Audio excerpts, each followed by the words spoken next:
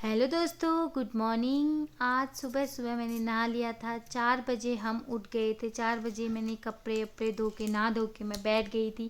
मुझे ठंडा हो रहा था तो मेरे पतिदेव ने मेरे लिए हीटर लगा दिया था यहाँ हीटर के, और फिर मेरे लिए बना के लाए चाय, क्योंकि मेरा किचन में जाने जैसा नहीं था। ये मेरे लिए चाय बना के लाए। फिर सुबह सुबह मैंने गर्मा गर्म अपने पतिदेव के हाथों की चाय पी। अच्छी चाय बनाई थी इनने, मिश्री वाली। खुद के लिए भी बना के लाए थे। ये बहुत ज़्यादा चाय पीते हैं। जब ये सुबह उठते हैं ना पूजा करने के लिए, मुझे इतने बार उठाते हैं ना चाय बना करके। चलो, मैंने बोला थैंक यू, तुमने मेरे चाय। फिर उसके बाद मैंने लगाया क्रीम, मेरी खूबसूरती का राज वीको टर्मरी आयुर्वेदिक क्रीम। बढ़िया से मैंने अपनी फेस की मसाज की, क्रीम लगाई, लिपस्टिक लगाई, अपनी शान बान होके मैं टक टका टक बन गई।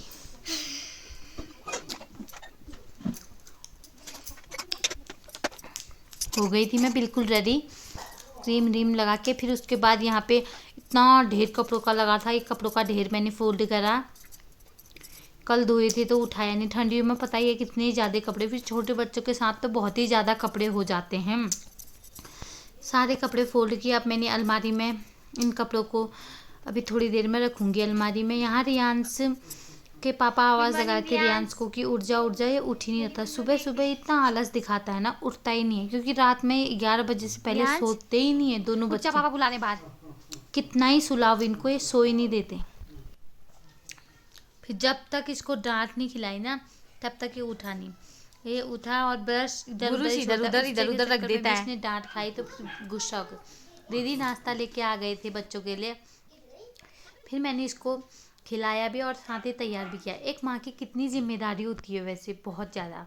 मैंने बढ़िया से इसको तैयार किया स्कूल के लिए। उसके पापा ने भी टिफ़िन विफ़िन पैक किया किचन में से, और मैंने इसको लंच खिलाया, नाश्ता खिलाया, लंच पैक किया, सॉरी। रियांश को तैयार करने के बाद मैंने साथ ही खिलाते भी रही इसको खाना। बच्चों के भी वैसे मज़े होते हैं बचपन में, कुछ काम करने की ज़रूरत नहीं, सब मम्मी पापा ही करके थे। फिर तैयार हो गया था, मम्मा प्रणाम बोला था, फिर चले गया। रियांश के पापा उसको छोड़ने चले गए। मैंने बोला बाय, क्योंकि गाड़ी में जाता है तो ऐसे पैक करके भेजना पड़ता है। आज का मौसम इतना ठंडा हो रहा था, सुबह सुबह आजकल बहुत ठंडा हो रहा है, और मेरे फूल खिल रखे थे। और यहाँ मैं अंदर आ गई थी बच्चों को बाहर छोड़ के। फिर साफ़ सफाई की, फिर लगाया मैंने झाड़ू, क्योंकि कल से मैंने झाड़ू नहीं लगाया था तो बच्चों के कहने कहाँ होता है, कमरा ऐसा हो रहा था। फिर मैंने एक एक कोने से फटाफट से झाड़ू लगाया, साफ़ सफाई की, और कपड़े इधर उधर फेंक रखे थे। अभी उधर वाले कमरे में नहीं जाना है, अभी इधर ही कमरे की सफाई की। इतना गंदा हो रहा था, क्या ही बताऊँ रूम।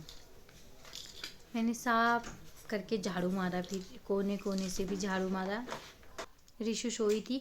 फिर दीदी मेरे लिए ला गए थे नाश्ता, बस गर्मा गर्म नाश्ता ला गए थे, और ऊपर दीदी ने भी मुझे चाय ली थी। दो दो तो मेरी चाय हो रखे थे, और यहाँ पे छोले, हरी सब्जी और रोटी। बढ़िया से मैंने फिर गर्मा गर्म नाश्ता किया।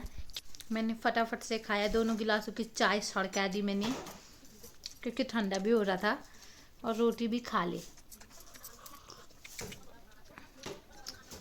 इतनी स्पीड में मैं लगी हूँ खाने में बिल्कुल। फिर मैं स्कूल जाने के लिए तैयार हुई थी। मैंने कहा थोड़ा वीडियो भी बनाऊंगी तो ज़्यादा अच्छा मेकअप। यहाँ बेटियाँ, जिस घर में बेटियाँ होंगी ना, उनकी मम्मी के मेकअप का हाल ऐसा ही होगा। मैंने जो कम लगाया है उसने सब, मेरे जो मैंने नहीं लगाया ना, उसने पूरी पूर्ति उसने खुद कर ली है।